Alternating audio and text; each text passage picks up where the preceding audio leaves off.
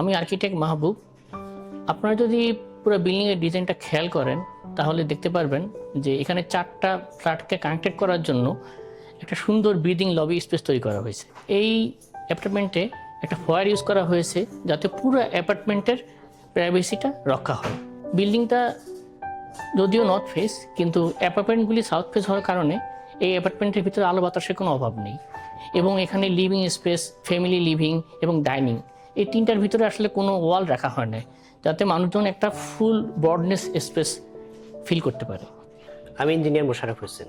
আমি যখন এই ভবনটি ভিজিট করছি তখন একটা জিনিস ক্লিয়ার ছিল, টেকনিক্যাল দিক থেকে এখানে কোনো কম্প্রোমাইজ করা হয়নি। ভবনের লিফটগুলো স্মুথলি চলে, জেনারেটর ব্যাকআপ আছে, মানে বিদ্যুৎ নিয়ে কোনো টেনশন থাকে না। বিশেষ করে ইউটিলিটি সার্ভিসগুলো যেমন তিতাস গ্যাস সংযোগ, পানি, এগুলো খুবই স্টেবল।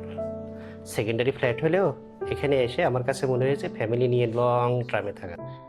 সবচেয়ে ভালো ব্যাপারটি হলো এই অ্যাপার্টমেন্টটি রেডি টু মুভ অ্যাপার্টমেন্ট। আপনি চাইলে যে কোনো সময় আপনার আসবাবপত্র এবং অন্যান্য সামগ্রী নিয়ে আজই মুভ করতে পারবেন।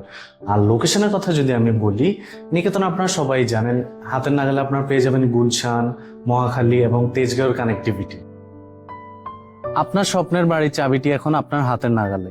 আজই আমাদের সাথে যোগাযোগ করুন এবং সাইট ভিজিট করে দেখে নিন আপনার স্বপ্নের নতুন ঠিকানা।